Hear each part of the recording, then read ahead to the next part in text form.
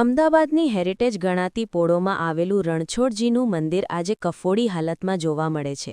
રણછોડજીની ખડકીમાં આવેલ આ ઐતિહાસિક મંદિરને રાજકીય વગ ધરાવતા ટ્રસ્ટીઓ દ્વારા સદંતર બંધ કરી દેવામાં આવ્યું હોવાના ગંભીર આક્ષેપો ઉઠી રહ્યા છે. સ્થાનિક લોકોના જણાવ્યા અનુસાર ભક્તો માટે ખુલ્લું રહેવું જોઈએ તેવું મંદિર છેલ્લા સમયથી બંધ રાખવામાં આવ્યું છે. મંદિર બંધ કરવાની પાછળ ધાર્મિક કારણો કરતાં ધંધાકીય હેતોને પ્રાધાન્ય આપવામાં આવ્યું હોવાનો આક્ષેપ છે. હેરિટેજ સંપત્તિ હોવા છતાં મંદિરની જાળવણી, સુરક્ષા અને જાહેર પ્રવેશ અંગે કોઈ સ્પષ્ટતા જોવા મળતી નથી. હેરિટેજ પોળોની ઓળખ એવા મંદિરો સંરક્ષણના અભાવે નુકસાન પામી રહી છે. સ્થાનિક નાગરિકો અને સંસ્કૃતિ પ્રેમીઓ દ્વારા માંગ ઉઠી રહી છે કે હેરિટેજ નિયમો મુજબ સંરક્ષણ અને સંભાળ સુનિશ્ચિત કરવામાં આવે. Current topic Ahmedabad.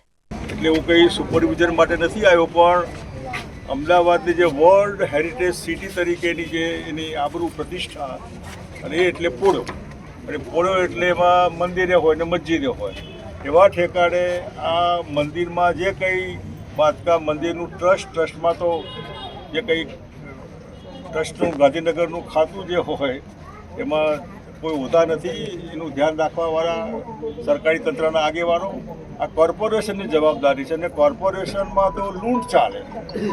જે થલતેજની સહાજલી સોસાયટીમાં જે તોડફોડ કરી તો કોને પરવાનગી આપી, કોણ છે બિલ્ડર, કયો અધિકારી ચાવ કરી ગયો, બીજું પરમિશન કોને આપી? આમના ઉપર 302નો કેસ લાગવો જોઈએ. જો લોકો મરી ગયા હોય તો શું થાત? અંદર કોઈ લોકો હોય ને પડી હોય તો કેવી રીતે? એટલે એ અને એવું આ મંદિરમાં કાલે ઉઠીને તૂટી જાય, પડશે તો કોણ મરશે? નિર્દોષ માણસો મરી જવાના. એટલે આનું તંત્રએ ધ્યાન રાખવાનું હોય, વારાદવલા ન હોય, પક્ષાપક્ષી ન હોય. આમાં પ્રજાનું ધ્યાન રાખવાનું હોય કે નિર્દોષ લોકો જેની પહોંચ કદાચ ન હોય કોર્પોરેશનની ગાંધીનગર સુધી, તો તમારી ફરજ છે એ ધ્યાન રાખવાની. અને જરૂર નહીં કોઈ ફરિયાદ કરે, એમને એમ પણ વિઝિટ કરી દે. તંત્ર પગાર તો આપણો ખાય છે બધા, કોર્પોરેટરો હોય કે ધારાસભ્ય હોય, કોર્પોરેશનના કર્મચારીઓ હોય, પબ્લિક પગાર આપે છે એમને. એ માલિક ન હોય, એ સેવકો છે બધા. સેવકો તો પડી જ નથી કોઈની.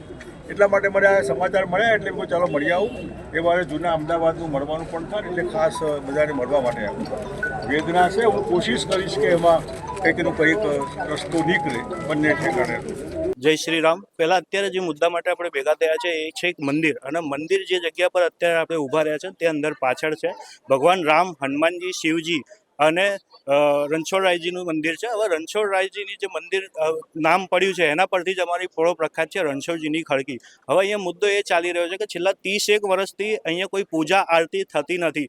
પહેલાં એવો સમય હતો કે અહીંયા પૂજા આરતી થતી હતી, જન્માષ્ટમી મહોત્સવ, નવરાત્રિ, બધા મહોત્સવ મંદિરનો જે ઉજવાતો હતો તેમાં 100-200 જેટલી પબ્લિક પણ અહીંયા રહેતી હતી. હવે છેલ્લા 30 વર્ષથી એ જગ્યાને બંધ કરી દીધી છે, અને છેલ્લા 1.5 મહિનાથી કન્સ્ટ્રક્શન કામ થઈ રહ્યું છે, જેની અમે કોર્પોરેશનને જાણ કરી છે, અને કોર્પોરેશન એનું એક્શન લેવા તૈયાર છે, પણ ક્યાંક ને ક્યાંક અટકાઈ રહ્યું છે. અત્યારે કન્સ્ટ્રક્શન કામ એટલું વધી ગયું છે કે 3 માળ જેટલા ખેંચાઈ ગયા છે, અને નીચેની દિવાલો બધી જૂની ને જૂની છે, જે ગમે ત્યારે ધરાશાયી થાય.